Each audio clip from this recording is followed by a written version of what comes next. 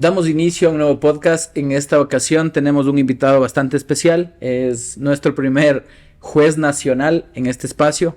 Muchísimas gracias, doctor Milton, por estar acá en Riobamba, por haberse dado el tiempo de venir a este espacio denominado Ergo Podcast, que es un espacio donde vamos conociendo un poco más al profesional.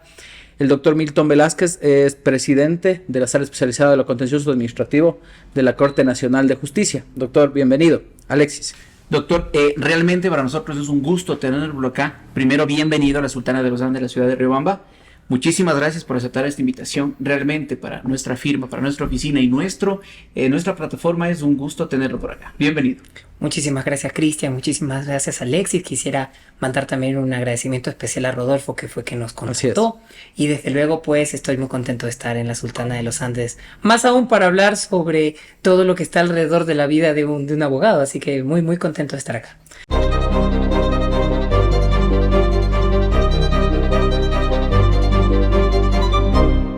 Doctor, siempre empezamos del espacio conociendo de su persona. ¿Quién es Milton Velázquez? Bueno, Milton Velázquez es un eterno estudiante. Creo que es la primera cosa que quiero decir. Es un eterno estudiante. No solamente porque dediqué muchos años de mi vida al estudio, sino que sigo haciéndolo. Uh-huh. Y considero principalmente que, y esto es lo que me agrada mucho de mi rama, ¿no? Como la verdad es que las realidades de las administraciones públicas pueden variar un montón dependiendo de la latitud donde usted esté. Uh-huh. Y a veces lo que usted veía tan simple en un lado se puede poner tan complejo en otro. Entonces el aprendizaje de cómo lograr mecanismos que sirvan para todos con realidades distintas implica un eterno y constante aprendizaje. Creo que decía en primer punto como eterno estudiante. Perfecto, doctor. ¿De dónde nace su gusto por el derecho? Bueno, la verdad, yo siempre me incliné por las humanidades. En algún momento quería estudiar periodismo, en algún momento quería estudiar psicología. Siempre me incliné por las humanidades, pero el derecho vino como le vino a mucha gente. Yo no sabía exactamente a lo que me estaba metiendo. Yeah. No vengo de una familia de abogados, al contrario, vengo de una familia de médicos, pero yo no sabía a lo que estaba metiendo. Tenía una noción de que el jurista es alguien muy, muy versado en la palabra, uh-huh, pero no pensé que era versado en el texto y en la interpretación del texto como cuando enfrenté los primeros años de la profesión. Los primeros años de la profesión yo recuerdo y vengo orgullosamente de la universidad pública, pero los primeros años de la profesión pueden ser muy duros, porque definitivamente uno escucha o uno ve el deber ser en las aulas y ve la cruda realidad en la calle, la cruda realidad en las noticias, la cruda realidad en el propio trámite que uno realiza en la propia universidad. Claro. Entonces, este enfrentamiento generaba que muchas personas dejaran la carrera o se desapasionaran. Ustedes conversen con un estudiante en los primeros años. Uh-huh. Yo pretendo cambiar el mundo. Así es. Y luego avanza al tercer, cuarto año o octavo ciclo, como se diga, y ya está descorazonado. Uh-huh. Yo creo que no perdí no me decepcioné. Francamente, no sabría decirle por qué.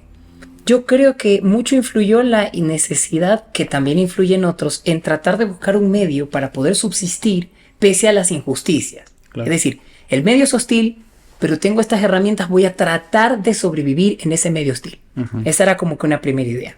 Debo decirle que más bien en la vida posterior es que vino mucha más pasión y ahí sí vino tal vez un toque de idealismo con respecto al ejercicio de la profesión.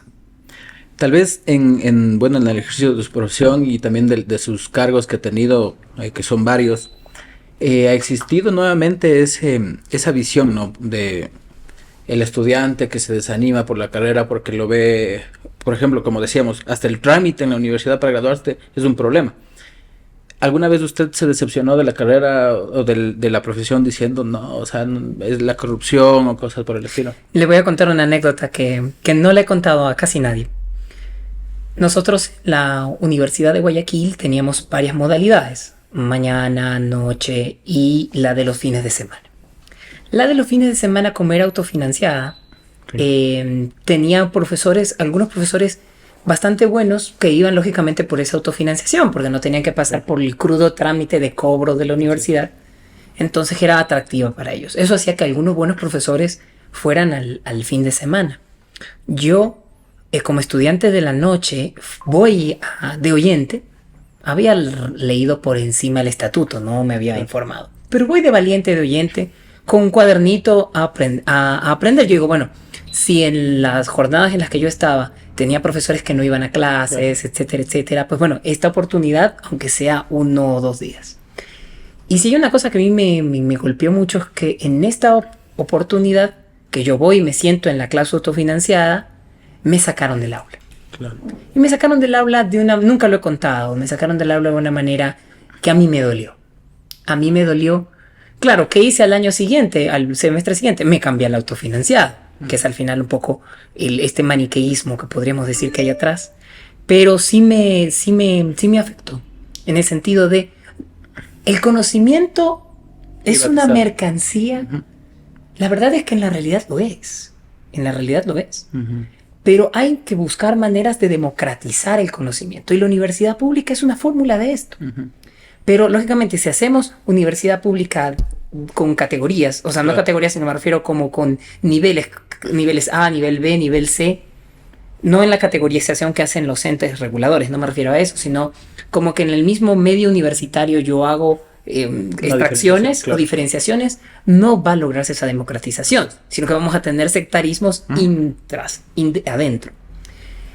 Para mi buena suerte, de lo poco que me he podido informar, estos temas con el tiempo han sido en algunos casos superados, pero sí es importante concentrarnos en la universidad pública como la mejor herramienta para lograr que el conocimiento llegue a los lugares menos favorecidos, y esto es trascendental.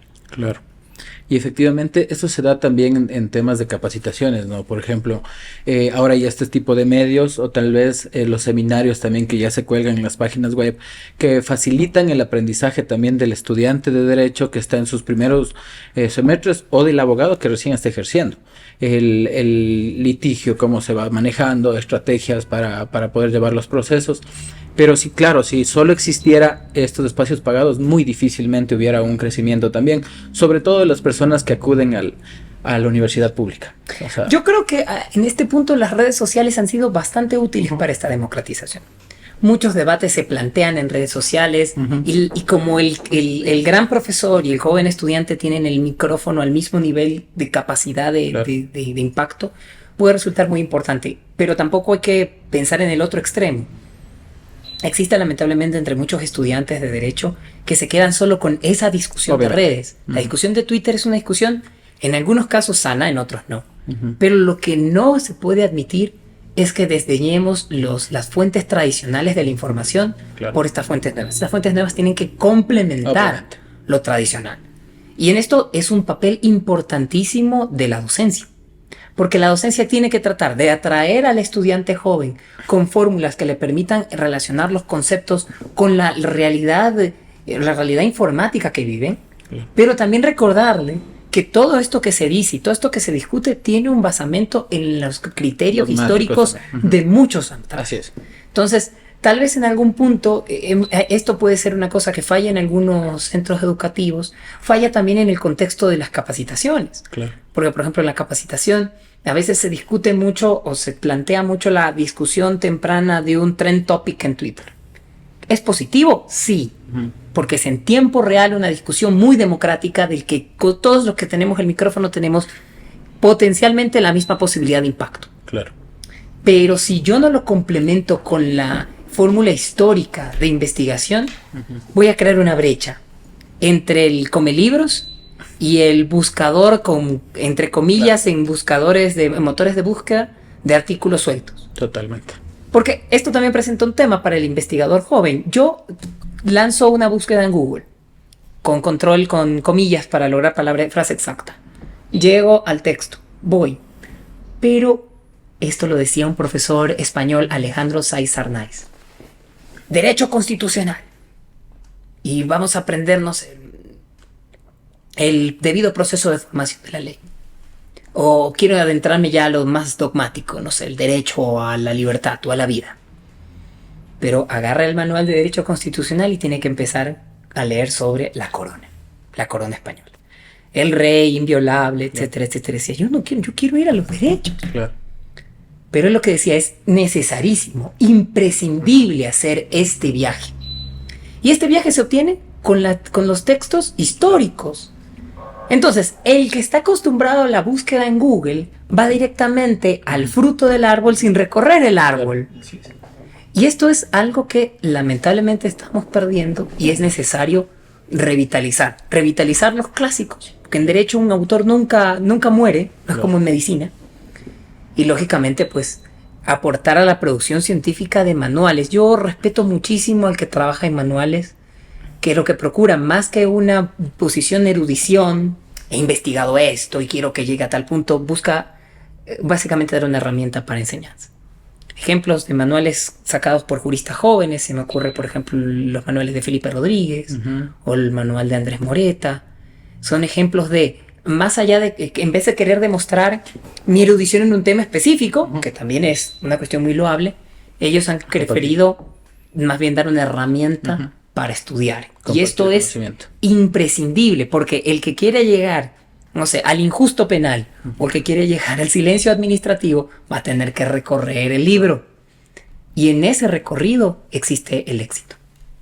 Perfecto, sí, efectivamente consideramos nosotros también bastante importante ese tipo de manuales y lo hemos visto también en los comentarios de redes sociales. Hemos conversado también con el doctor Felipe Rodríguez, en el cual obviamente es un conocimiento más ligado al estudiante, ¿no? Con un criterio bastante relajado, con la manera de escribir también súper sencilla, hasta para ser digerible. Porque ahora hay de los otros también que por darse de eruditos, claro, son muy técnicos en el momento de realizarlo, que está perfecto, ¿no? Pero, claro, es la manera y a quién quieres llegar. Claro. Entonces, eso está indiscutible. Doctor, vamos cambiando un poco el tema. ¿Cómo fue su experiencia al ser juez de la Corte Nacional? ¿Cómo llegó a ese punto? La verdad, yo tengo una relación con la función judicial un poco... Es una relación de un amor constante, es el amor al que siempre se vuelve. Y les voy a contar esta anécdota. Yo soy un ratón de juzgado. Ya. Entonces yo hice mis pasantías en un juzgado de lo civil en Guayaquil. Y desde luego aprendí, y creo que, y en esto uno empieza a amar a la función. Desde coser el expediente. Claro. Coser el expediente, mancharse de tinta de sangre, que lamentablemente la tinta está en el folio. Y esta tinta, este folio con una pequeña pinta de sangre, una mancha, va a donde el juez que iba a firmar y luego este juez reventó de ira por ver su foja manchada. Yo al principio dije, bueno, qué exagerado este señor. Yo ahorita ya de grande digo, tenía razón, claro. No puede haber un papel sucio, por lo menos antes de firmarse, ¿no? Pero bueno, ese tipo de cosas demuestran mucho este detalle. Lo que yo aprendí desde chico, desde que estuve de ratón de juzgado, es que definitivamente hay mucha gente en la función judicial que ama la función judicial y da mucho para el servicio. Lamentablemente, esta gente, que es mucha, no hace ruido.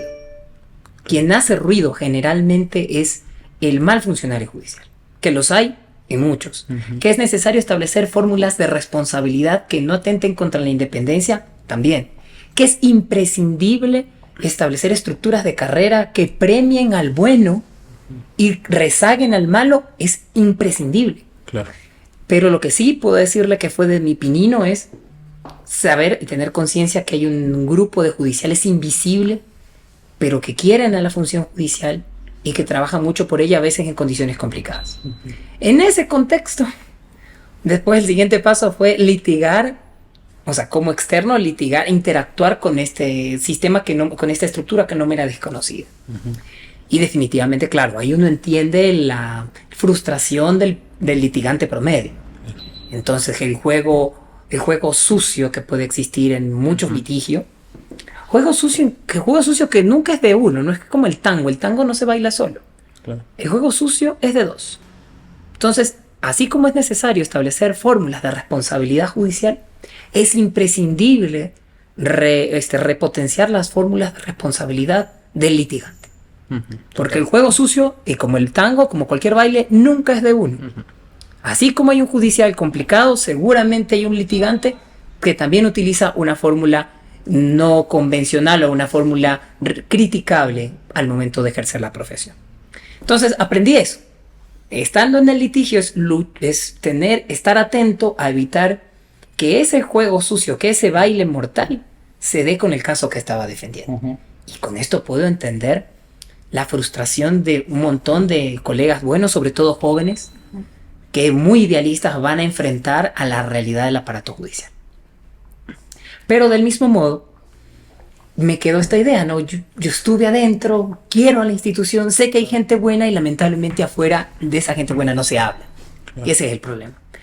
¿Cómo podría resolverse esto? Definitivamente, si pensamos en un solo mecanismo, es como cuando uno va al gimnasio y solo quiere hacer bíceps. Claro. Quiero hacer bíceps, hago bíceps, pero no, te necesitas hacer bíceps con espalda, etcétera, etcétera. Es integral.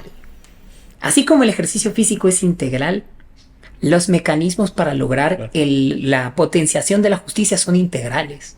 Entonces debemos potenciar disciplinario, carrera, evaluación, capacitación, formación, crítica y debate de las decisiones. Es todo esto en conjunto. Claro. Y lógicamente también sistemas para poder criticar al litigante deshonesto. Todo esto en conjunto nos puede dar una mejora a largo plazo de nuestra estructura de justicia. Pero pensar en un solo mecanismo es, ya les digo, es como querer ejercitar una parte del cuerpo y ser fit. Claro. No, así no funciona. Después de esta época decidí dedicarme a estudiar la justicia. Es decir, tenía esta relación de quererla, pero saber que lo que decían de ella era razonable. ¿Qué puedo hacer? Bueno, en algún momento decidí estudiar la justicia. Y la estudié durante 5 años. A lleno, metido en una biblioteca doctoral en Barcelona, recordando mucho la idea de ojalá pueda tener la oportunidad de darle un giro distinto a la justicia tal como está. Y desde luego, la época en la que fui juez de lo civil en Guayaquil, fui juez de lo civil durante 1 año y un poco más. Fue una época que a mí me marcó mucho porque me hizo, ahora sí, con poder de decisión, darme cuenta de todo lo que había criticado o alabado antes en mi cabeza como estudiante.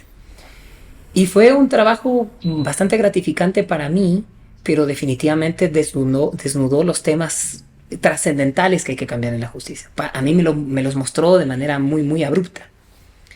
Desde la corrupción hasta la persecución.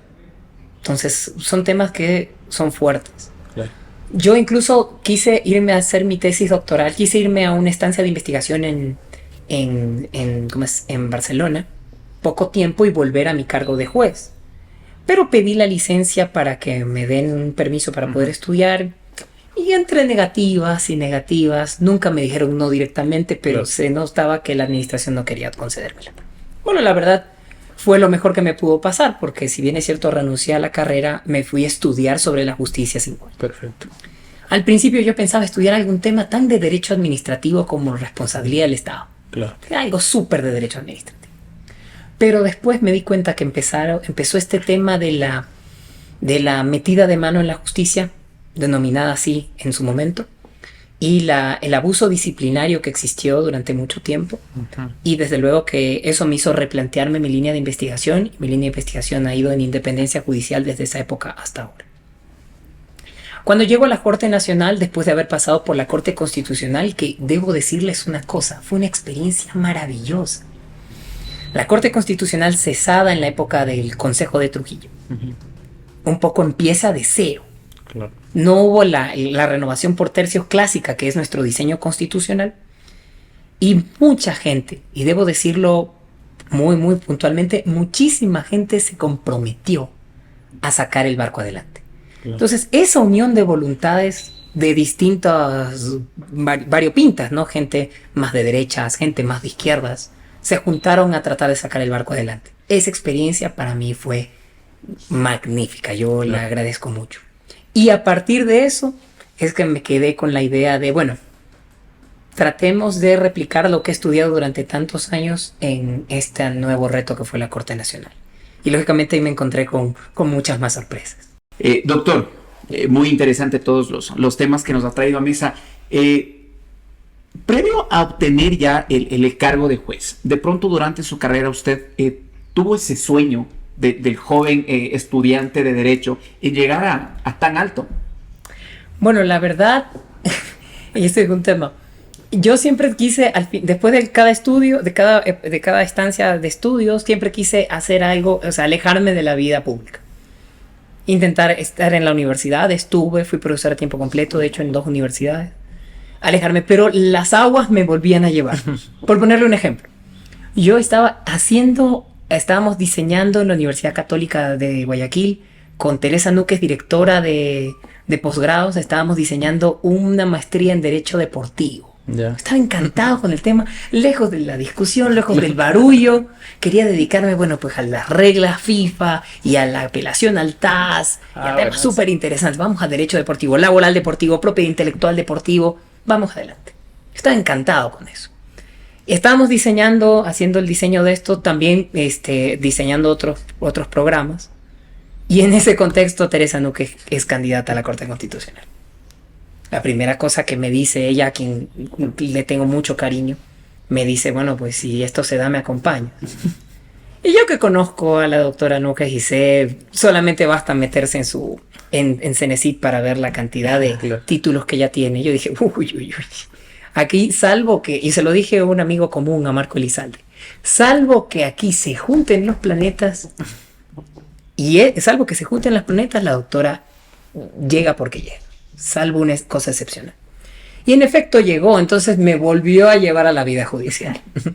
Yo recuerdo asimismo, cuando, y esto tampoco lo he contado, cuando estaba yo en plena pandemia, mi intención era asociarme con un amigo. Era con un amigo que estudiaba en España también y estaba regresando, me quería asociar con él y bueno, yo decía, bueno, ya tengo 30 y largos años, ya he sido funcionario mucho tiempo, no tengo carrera, entonces creo que lo mejor sería dar un paso al costado de la función pública y dedicarme a una cuestión propia. Claro. Y en ese momento sale el concurso para juez. Y yo no pretendía lanzarme. Pero alguien me dijo, mira Milton, yo creo que la mejor manera de lograr un poco de visibilidad es que te lances, te pones en vitrina. Si no llegas, ya te conocen y ya puedes conseguir clientes. Así yo digo, vamos a intentar. No pensé que iba a pasar. No les voy a decir que yo soñaba con ser juez. Lo que sí les voy a decir es que yo soñaba con trabajar en temas de justicia. Porque como he estudiado temas de estructuras de justicia durante mucho tiempo, es un tema que me apasiona mucho y que es trascendental enfrentar en el país. Y claro, cuando se da lo de la Corte Nacional, dije, bueno, pues este es un momento para tratar de impulsar mejoras en la medida de lo que se puede, ¿no? Perfecto. Pero qué lindo. Justo ahí nos comentaba del amor a la función, ¿no? Todo le llevaba a estar ahí en el servicio. Volvía. Es una cosa muy chistosa. Yo intenté ser profesor a tiempo completo y la verdad es que me agradó muchísimo la experiencia. Con esto quiero aprovechar para saludar a los estudiantes de la Universidad de Ecotec y de la Universidad Espíritu Santo, donde yo trabajé en las 2 a tiempo completo. Pero me volví a arrastrar la vida. Era una cosa muy interesante. Es más, yo recuerdo que en algún momento, regresando de mi máster de Argentina, bombardeé los estudios jurídicos de Quito y Guayaquil con mi carpeta. Claro. Y digo, bueno, voy a tratar de abrirme en el medio empresarial. Y bueno, pues no había mucha respuesta, es un mercado que tiene sus propias dinámicas. Y volvía nuevamente a hacer... Entonces tengo este vaivén constante, pero lógicamente siempre en el contexto de amor al Poder Judicial. Claro. Pero amar es ser consciente de lo que te falla. Amar es ser consciente de lo que está mal. Y desde luego, pues desde esa vitrina tratar de trabajar en lo correcto. El tiempo que nos contó que usted tuvo la oportunidad de ejercer el libre ejercicio de la profesión, ¿en qué materias lo hacía? A ver, yo lo hice como muy poco el libre ejercicio en el sentido libre de la palabra, pero como litigante estatal, o sea, el ejercicio de abogado del Estado fui durante mucho tiempo en el Servicio Nacional de Aduana y en el municipio de Guayaquil, principalmente temas contenciosos administrativos, temas contenciosos administrativos y temas constitucionales. Es súper interesante cómo yo llego al derecho administrativo. Yo tuve un buen profesor a quien quiero mucho, que es el doctor Ernesto Velázquez, pero la verdad es que el contacto de un niño con el Estado es un contacto complicado. Generalmente uno se enfrenta al Estado, pero en menor medida de lo que se enfrenta un adulto. O sea, es más apasionante el derecho administrativo para un adulto que para un chico que al Estado ha interactuado poco con el Estado. Entonces, cuando yo me apasiono por el derecho administrativo, es una cosa muy chistosa. Yo ingreso a trabajar a la aduana con un contrato, y en ese contrato había obtenido habían hecho una especie de procedimiento previo de selección. No era un concurso, pero era un procedimiento previo de selección. Salí muy bien calificado, me dan un contrato ocasional de asistente y me mandan un área en la que era un área simpática, pero no todos dentro se llevaban bien. Claro. Entonces había algunas fricciones en esta área. Y en ese momento pasa un cambio de personal tremendo, un proceso de supresión fuerte en la aduana. Y la persona que manejaba contencioso administrativo sale en ese proceso. Entonces me dijeron, bueno, queda esta área vacía, ¿qué hacemos? ¿Tú qué experiencia tienes? Bueno, yo la verdad había trabajado en un despacho jurídico en Guayaquil de gente a quien quiero muchísimo. Tengo experiencia procesal. Claro. Mira, ¿sabes qué? No tenemos quien más. Encárgate. Y la verdad es que fue para mí lo mejor, porque a partir de ahí, en la práctica constante, discutiendo con talento humano, con financiero, con las distintas áreas, con los tribunales que se dedican a la materia, es que vino mi amor por esta rama. Claro. Perfecto. ¿Cómo le ve usted el momento de litigar ya en Corte Nacional de Justicia, por ejemplo, la diferenciación que hay en el derecho penal, en el derecho administrativo, en el tributario, en el civil? ¿Qué estrategias tiene cada abogado? Bueno, en primer lugar, el comunismo procesal no existe. ¿Por qué? Porque en todos hay clases sociales. Total. Entonces, por ejemplo, esto ustedes lo ven, ustedes son principalmente penalistas, ustedes lo ven mucho en el cuello blanco y en el cuello azul. Pero, por ejemplo, en el derecho público, usted lo puede ver bastante en la confrontación o la comparación entre el derecho tributario y el derecho administrativo. El derecho tributario es un derecho bastante más específico, con una fuerte carga técnica, y que desde luego llama o invita mucho a un foro de otro nivel de preparación incluso. Claro. Entonces esto hace que sea un foro distinto, un foro de hecho con bastante elevación. En cambio, en el derecho administrativo, o tal como están distribuidas las competencias del contencioso, es como el juez civil clásico, es todólogo. Entonces tenemos al jurista de cuello blanco que se dedica a temas de regulación económica o de contratación pública, y al jurista obrero de cuello azul que se dedica a empleo público, por ejemplo. Claro. Entonces ahí uno se da cuenta que uno debe tener las suficientes herramientas para poder adaptarse a los niveles de discusión en los distintos ámbitos. Lo que a veces pasa, y es un problema, es que existe a veces una brecha muy grande entre un litigante y otro litigante. Por ejemplo, una entidad pública que no se dedica a formar a sus abogados defensores, claro, y por lo tanto el litigio de la empresa, de la institución es pobre, y al frente tiene a un despacho de 5 estrellas, claro, con una defensa de élite. Entonces ahí sí uno ve un desequilibrio en el litigio fuerte. Pero me he encontrado con sanas sorpresas. Claro. Existen ciertas entidades públicas en ciertos rincones del país. No es un tema de centralismo o de bicentralismo. En ciertos lugares del país, que uno dirá, bueno, pues un foro más pequeño, donde todos se conocen, con un alto nivel de discusión. Y ojo, en instituciones, claro, públicas. Y claro, y ahí uno dice, una fórmula de lograr un mejor equilibrio entre ciudadano y Estado es tratar de esas buenas prácticas implementarlas con un cuerpo de abogados nacional. Entiendo yo que hubo un proyecto que promocionó el ex procurador Salvador, que iba en el sentido de un cuerpo de abogados. No sé qué resultado tenga, pero sin duda es una buena idea. Es una buena idea para tratar de evitar este tipo de desfases. Claro. La defensa estatal, pobrísima en muchos casos, y manejan intereses públicos, con la defensa privada a veces con altísimo nivel. Ahora, también yo creo que para lograr esto, la presión o el papel del judicial en elevar el debate es fundamental. Claro. Es decir, si los judiciales, hay muchísimos que están comprometidos con esto, en elevar el nivel de discusión en sus propias decisiones. Claro. Entonces, esto genera una obligación que quienes litigan en ese sector deben elevar su discusión, deben elevar su preparación. O sea, es un efecto ida y vuelta. Claro. Y definitivamente eso es un papel de nosotros. Y yo creo que el mayor papel, que es un tema que no se ha cumplido a cabalidad hasta ahora, pero estamos trabajando muchísimo en Corte Nacional con la presidencia del doctor Swing para lograrlo, es la sistematización de las decisiones. Porque definitivamente la sistematización de las decisiones lo que va a permitir es que el jurista tenga acceso a las discusiones de las distintas salas y pueda criticarlas y las pueda usar de herramienta. Entonces es un tema, han habido muchos adelantos como publicaciones, etcétera, pero una cosa son publicaciones y tenemos que ir de cara a una sistematización que sea una herramienta a los ciudadanos. Desde luego que es un trabajo largo, pero esperemos llegar a buen puerto. Sí, y es lo que comentaba desde un inicio, ¿no? Hay muchos judiciales que tal vez son invisibles y asimismo puede haber muchos abogados litigantes en el área pública que también lo son. O sea, hablamos que no necesariamente pueden ser abogados de un ministerio con sede en Quito, que un abogado con sede en cualquier cantón y que puede ser excelente. Entonces ahí va un tema también de competencias, ¿no? Que tal vez ese abogado que debería estar en alto cargo, pues tal vez por otras situaciones no lo está. Hablamos de temas de corrupción o temas tal vez de cosas que no van acorde, ¿no? Claro.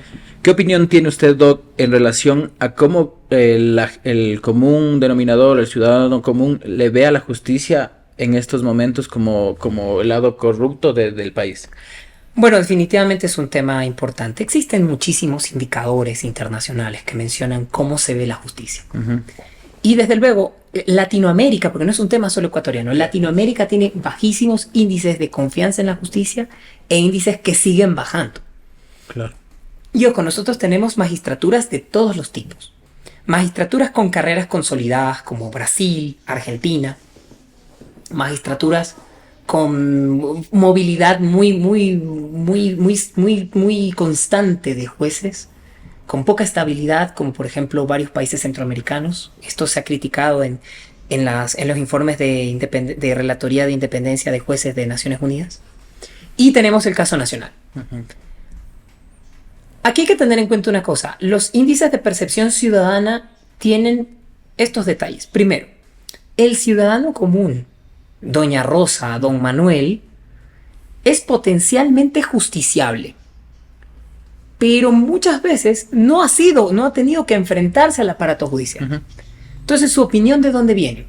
Viene del amigo, viene del vecino, viene de los medios, viene de la formación política, viene de los actores políticos. Claro.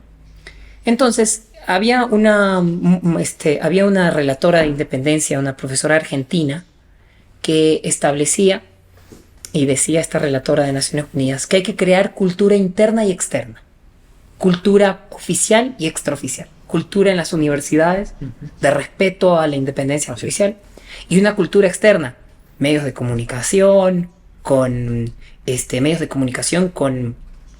actores políticos, que la crítica tiene que ser o debe tener el suficiente tino para evitar con esto amedrentar a quienes toman decisiones. Entonces el panorama es complicado, pero en este punto el papel del jurista es trascendental. Claro. El papel del jurista es trascendental y el papel de los órganos de justicia en correlación. Porque ¿quién tiene el criterio más cercano de lo que pasa en la justicia? Ustedes, los litigantes. Y ustedes tienen el deber de que, por ejemplo, en la fiesta de Navidad, Así es. en la fiesta de Año Nuevo, conversar con la familia y decirle, bueno, tengan en cuenta eso. Porque ¿qué pasa? El día de mañana viene una consulta popular o un referéndum, el nombre que ustedes quieran. ¿Qué pasa si hacemos un borra y va de nuevo? Típico ecuatoriano. Y bueno, ustedes podrían decir, y el papel del jurista en su contexto social es importantísimo. A ver, verán que ya lo hemos hecho antes, no nos ha dado buen resultado o algo así. O por ejemplo, hoy que estamos en la consulta de garantías jurisdiccionales. Es un tema técnico. Es un tema técnico que lógicamente va de golpe a la ciudadanía. Ustedes pueden estar de acuerdo o en desacuerdo con las garantías jurisdiccionales. Yo tengo una posición un poco ecléctica. Pero lo que no podemos es, como juristas, como estudiantes, como estudiosos, no tener esa responsabilidad social de decirle a nuestra familia, a nuestro círculo cercano. Ojo, no es una decisión pasional, es una decisión técnica. y te transmito algunos elementos que debes considerar. Claro. O sea, esto es una responsabilidad nuestra. Desde luego, mejorar la confianza en la justicia no es un chasquido. Toma muchísimo tiempo y responsabilidad de todos los actores. Desde luego, nosotros como jueces tenemos una responsabilidad tremenda. Pero ojo, el juez no es el elemento central, no es el único elemento del sistema. Es un elemento importantísimo, pero no es el único elemento. Entonces, la política pública en justicia debe estar mirando a todo el panorama, que incluye defensores, que incluye fiscales, que incluye las carreras administrativas, que incluye el órgano administrativo, que incluye órganos auxiliares. Porque si solo miramos el árbol, no vamos a tener buenos resultados. Y yo creo que con la justicia constitucional también estamos cometiendo ese mismo error. Estamos mirando solo un tema y no mirando el espectro amplio, que es cómo controlar judicialmente al Estado. Sí, y es verdad lo que usted decía, esos temas, por ejemplo, son importantes tratar en reuniones familiares o de amigos, ¿no? Porque muchas veces, claro, se dicta prisión preventiva, por ejemplo, en un X caso, y ya el vecino que no conoce nada de derecho ya le sentenció, o sea, claro. De hecho dice ya está sentenciado, es culpable, entonces ahí va el tema de no, por ejemplo, yo hago eso con mis papás, con mis primos, con mis tíos, porque claro, tiene que haber esa cultura también, ¿no? De ya no hablar porque el aire es gratis, sino también déjale que se encarguen las personas que conocen sobre la materia. En este punto quiero simplemente comentar un pequeño detalle. Es importante discutir el alcance de la información o de la noticia judicial. Porque la verdad es que existe información y muchísima desinformación con respecto a las cuestiones judiciales. Entonces en esto hay desde luego periodistas muy responsables. De hecho, hay 2 periodistas judiciales que hacen las crónicas judiciales, que entiendo yo que se graduaron de abogados justamente para tener todos los elementos. Pero hay que tener mucho cuidado con la conformación de la noticia judicial. Claro. Y adicionalmente, paralelo a esto, hay que tratar de... Doc, ¿qué opina usted sobre los debates jurídicos que se realizan a través de la red social X o diferentes plataformas? Bueno, la verdad es que un poco importante es la democratización de la voz. Yo creo que las redes sociales han permitido que tanto el jurista con muchas credenciales como el jurista en formación pueda discutir y pueda tener el mismo nivel de impacto. Esto es positivo.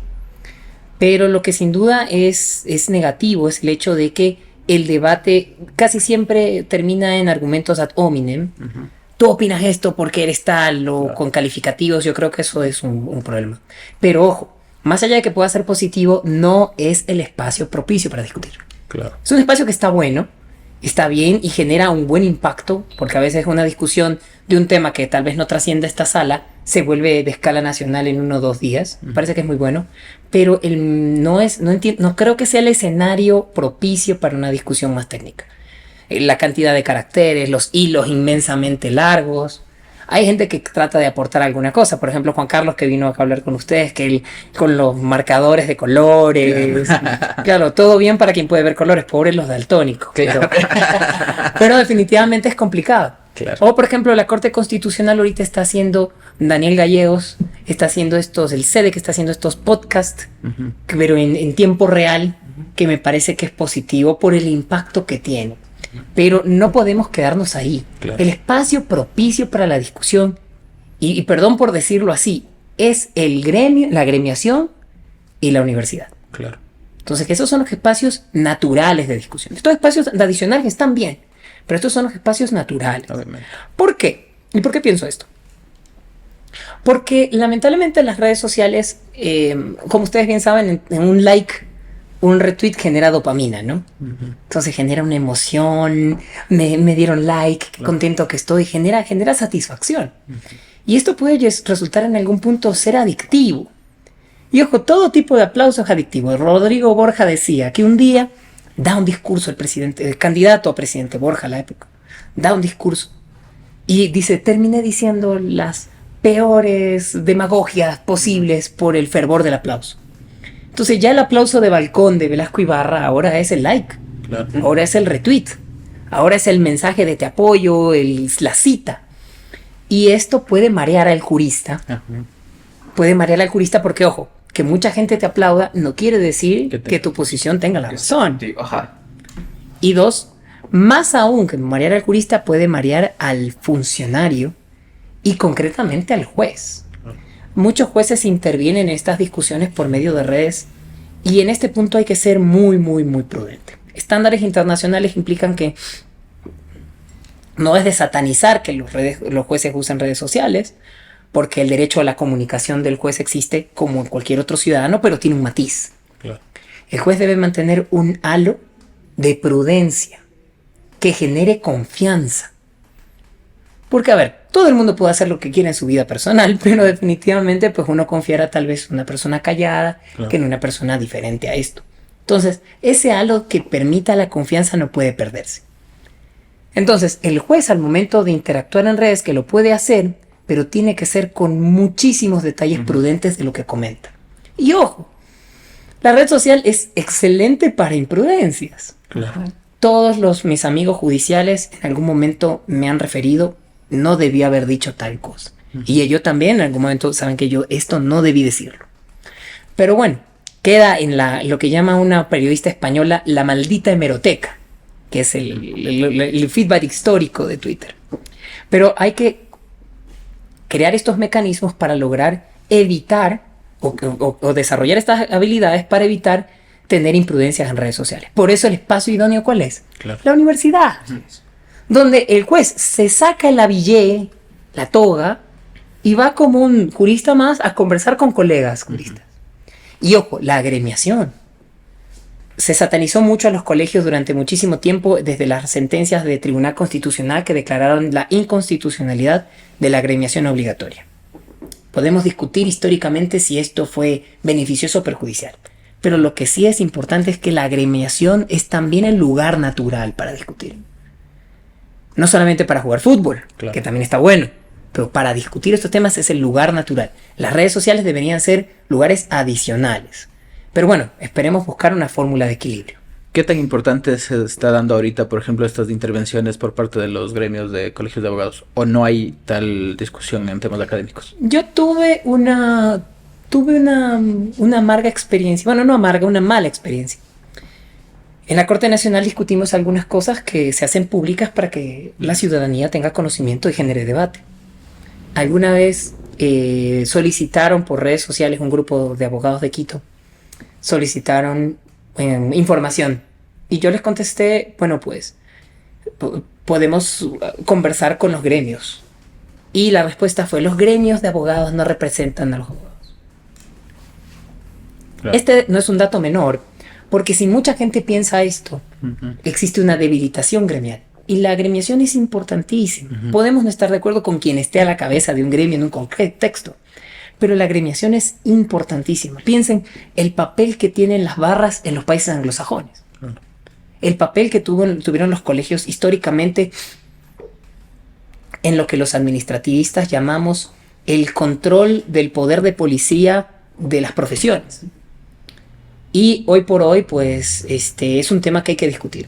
Existen, lógicamente, agremiaciones que se interesan mucho, existen otras que no tanto, pero yo creo que hay que devolver ese espacio natural, combinándolo con otro tipo de concentraciones sociales, desde luego. Pero yo creo que debe reforzarse la agremiación como una fórmula para tener un espacio de discusión y de representación de los juristas, sobre todo de los libre ejercicio, ante la toma de decisiones de poderes públicos. ¿Qué opina usted sobre la independencia judicial en el Ecuador? ¿Qué le diré?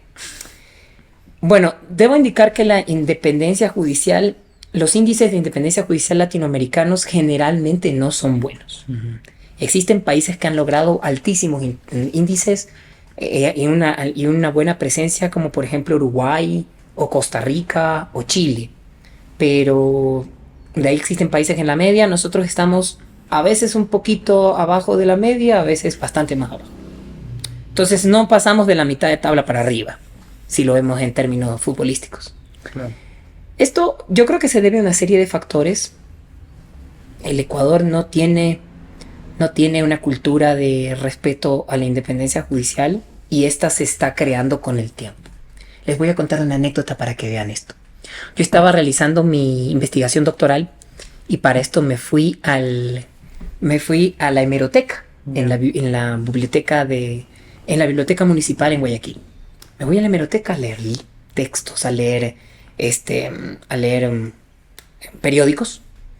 Y me puse a leer periódicos del gobierno del expresidente Febres Cordero. Y fíjense que esto ya me parece que está muy mal. Habiendo una serie de periódicos con artículos recortados, es decir, el artículo no estaba, el periódico tenía un hueco. Y después, relacionando fechas, está un poco cercano, me parece, que al famoso caso de los tanques de guerra en la Corte Suprema, en el gobierno de Febres Cordero. Y ojo, yo estuve haciendo esta investigación en el 2000. Entonces vi estos recortes y me preocupé. Pero esta es una muestra de que nosotros tenemos que trabajar muchísimo en cultura de independencia judicial. Pero creer que independencia judicial es privilegio de jueces es errado. No es un privilegio, no es un micrófono abierto. No es una fórmula para arrogarse funciones que no corresponden. Definitivamente que no. Pero desde luego recaer la responsabilidad en el contenido de la decisión nunca es positivo. Adicionalmente, pues, cualquier tipo de detalle con la amenaza de los derechos sociales de un judicial tampoco es positivo. Claro. Yo creo que la construcción nos corresponde a todos, a juristas, a judiciales, buscando el adecuado equilibrio entre la ética y los derechos.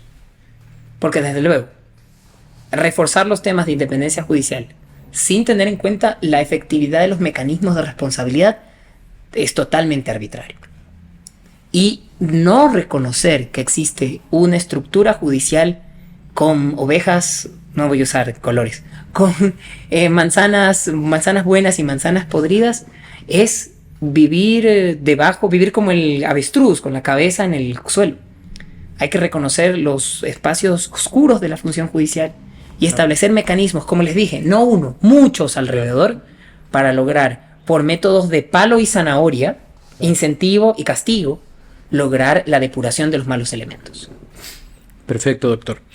Tomando en consideración la carga procesal, carga judicial que deben tener, porque obviamente es la Corte Nacional, ¿cómo va manejando usted el tema familiar? Vaya.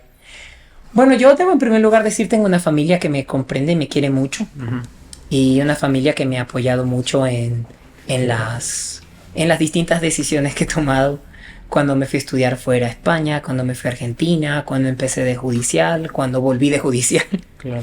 Entonces, en primer lugar, tengo mucho apoyo y comprensión de mi familia. Eso yo lo destaco muchísimo. El gran problema un poco es, a veces uno está con ciertos niveles de presión y el tema es, yo tengo ciertos niveles de presión, pero yo no puedo volcar toda mi preocupación a mi familia. Claro. Porque obtengo poco consejo, no porque no me puedan aconsejar bien, sino porque se asustan igual o más que yo, porque no entienden este contexto. Claro. Yo vengo de una familia de no juristas, claro. Vengo de una familia de médicos. Y eso por un lado. Y por otro, les genera una fuerte preocupación. Claro. Mis padres son adultos mayores, mi tía, que es como mi otra mamá, es también adulto mayor. Entonces, genero este problema. Bueno, doctor, para ir culminando un poco el tema del podcast, ¿qué consejos daría usted a los estudiantes de Derecho que están en sus inicios, igual ya culminando la carrera? Porque hay muchos que ni siquiera han ejercido han ejercido la práctica con abogados en el libre ejercicio. ¿Qué considera usted que tiene que hacer un estudiante de Derecho? Hay un profesor argentino, que justo ahorita se me escapa un poco el nombre, pero él tenía esta idea, él hablaba de la foto y el video. Ya. La foto es importante, pero el video es trascendental porque uno ve el movimiento. Así es. Entonces es importantísimo que el estudiante se acerque al video. Y la mejor manera de acercarse al video es acercarse a las decisiones judiciales. Claro. Nuestro sistema educativo tiene que tratar de impulsar más el estudio de decisiones judiciales. Hay avances importantísimos en los últimos 5 años, avances trascendentales, pero sin duda hay que mejorar mucho más en la discusión de sentencias, en la discusión de decisiones. El video, básicamente el video. Así es. Pero en ese punto, si por ejemplo, si ese joven estudiante está en una universidad donde lamentablemente no existe este método de enseñanza, tranquilo, no se sienta perdido. Acuda a estos textos, acuda a textos jurisprudenciales y sumérjase. El gran miedo que pasa, y me pasó a mí, les pasó a ustedes, le pasó a todo el mundo, es tener un texto y no entender nada. Claro. Y yo, Dios mío santo, leo 3 líneas y no entiendo, lo leo 5 veces y no lo entiendo, 10 veces y no sé de qué están hablando. Bueno, primera cosa, cálmese, no se desespere. Segundo tema, le recomiendo, vaya leyendo frase por frase y respire profundamente y vuelva a la frase hasta lograrla comprender. Y lo más importante, no se quede usted nunca se queden con la duda. No hay pregunta estúpida. Estúpido el que no pregunta, dicen por ahí. Pero bueno, siempre pregunte. Siempre pregunte. Porque, y esto es importantísimo, el que pregunta primero abre un puente para salir de una duda. Y anima a otros nerviosos y tímidos a preguntar. Así es. Entonces yo creo que 2 consejos que podría darle para que no se desanime ese estudiante que dice, chuta, estuve en pandemia estudiando y en pandemia no aprendí nada, porque además sufría por no salir a jugar pelota y todo esto que es un sufrimiento. O sea, en pandemia fue complicado para todos. Es no desanimarse, acérquese a la jurisprudencia, léala y si no la entiende, coméntela con alguien. Ahora es tan fácil recibir una respuesta. Claro. Si usted le preguntan a algún twitstar de estos abogados que están tan de moda, doctor, yo quisiera saber qué opina usted de esta sentencia, créanme, uno de agrado le va a decir algo. Que eso de agrado sea lo correcto no es otra historia, pero al menos va a tener una interacción. Ahorita hay tantas maneras anónimas de interactuar sanamente, pero ojo, conversen también con el amigo, con el compañero de años mayores. Creemos sociedad. Creemos una sociedad que discuta decisiones y que las critique. Y yo creo que esa es la mejor manera de aprender. Perfecto, doctor. Para culminar, agradecemos nuevamente, como le dije desde un inicio, el que haya podido viajar para acá. De igual manera, la gestión que se realizó por parte de mi tío Mauricio Velastegui por habernos contactado con usted. Considero que ha sido un diálogo súper enriquecedor, tanto para nosotros como también para quienes nos ven. Muchísimas gracias. Tenemos un proyecto un poco más académico, que es de Ergo Académico. Ese espacio lo hacemos ya hablando de algún área especial que usted quisiera tratar, en temas administrativos. Le hago la cordial invitación. Muchísimas gracias. Lo hacemos aquí en el Teatro de la Universidad Nacional de Chimborazo. Entonces, gustosos, Doc, para que nos pueda ayudar de esa manera también. Alexis. Doctor, como lo dijimos al principio, probablemente ha sido un tiempo súper ameno, le conocimos más también como persona, no solo como profesional, y qué lindo ver todo lo que se ha tenido que pasar para llegar a tan alto. Realmente nosotros estamos muy gustosos de este tiempo en nuestras plataformas. Muchísimas gracias y reitero la invitación para también el proyecto que tenemos, que es de Ergo Académico. Entonces estamos completamente seguros que nos vamos a volver a sentar y vamos a volver a conversar. Muchísimas gracias, doctor. Muchísimas gracias más bien a mí por esta invitación. Estoy honradísimo y me agrada mucho este formato de acercarse no solamente al tema en abstracto, sino a la persona. Estoy muy, muy honrado. Muchísimas gracias por la invitación. A usted, Doc. Muy amable. Muchas gracias. Doctor, un placer. Gracias. Cristian Velastegui, Estudio de Abogados. Ergo Académico, acercando la cultura jurídica al país. ¿Quieres ser parte de nuestros auspiciantes? Ergo Casos, lo que la justicia no vio. Ergo Podcast, simplificar lo jurídico al entendimiento de las personas.